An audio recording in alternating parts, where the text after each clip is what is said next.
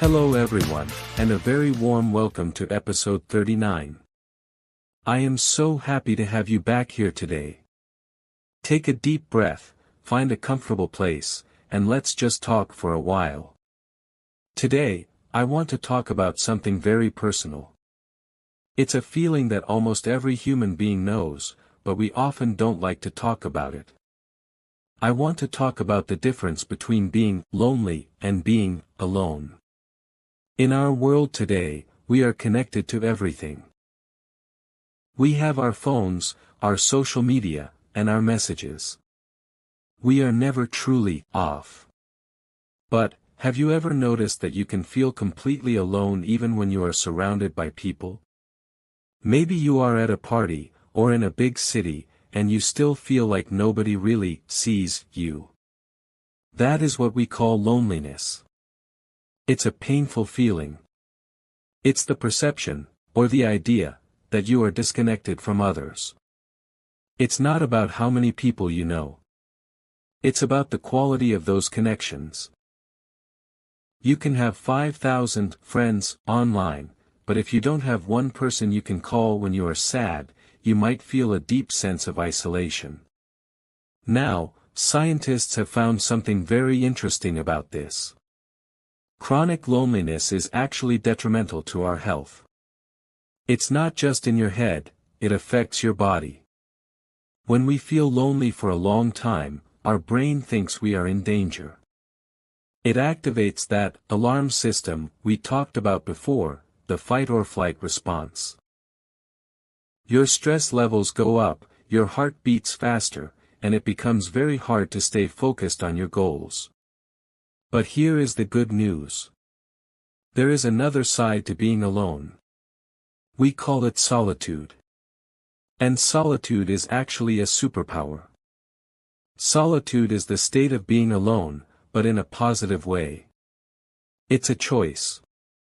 Loneliness is a hunger for others, but solitude is a way to reconnect with yourself. Think about great artists or thinkers in history.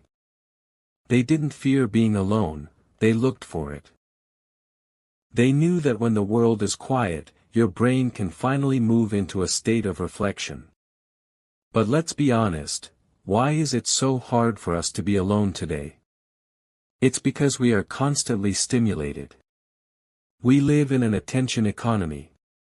We've talked about this, every app on your phone is fighting for your time.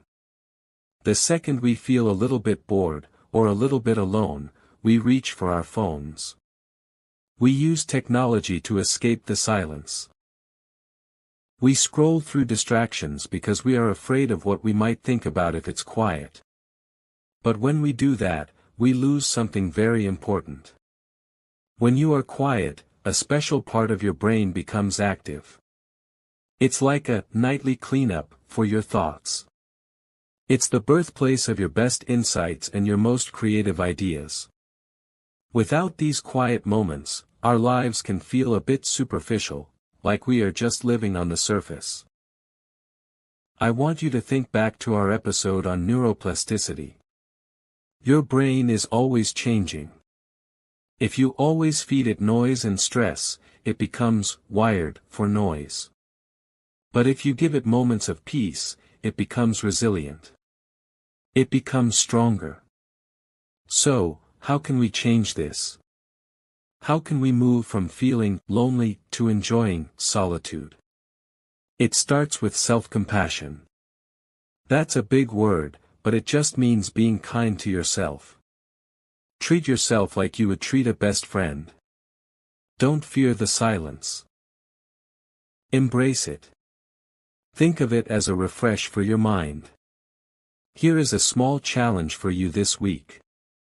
Try to spend just 10 minutes every day completely alone. No phone. No music. Maybe just a cup of tea. At first, your brain might feel anxious. You might feel uncomfortable. But that's okay. Your brain is just recalibrating. It's learning how to be quiet again. The more you enjoy your own company, the more authentic you become. You won't need other people to make you feel full anymore. Instead, you will have a full cup to share with them. And remember what we said about vulnerability. Sometimes we feel lonely because we are hiding. We are afraid to show people who we really are. But true connection happens when we are honest. When we share our insecurities, we find out that everyone else feels the same way. We find a sense of belonging. As we finish this episode, I want you to know that being alone is not a failure. It's an opportunity. It's a time to nurture your inner world. You are a fascinating person. You have so much potential inside you. So, don't be afraid of the quiet. You are in very good company when you are with yourself. Thank you for listening to me today. It's truly a privilege to spend this time with you. I am Professor Wolfizzle. Take a deep breath, be kind to your mind, and I look forward to our next conversation in episode 40. Goodbye for now.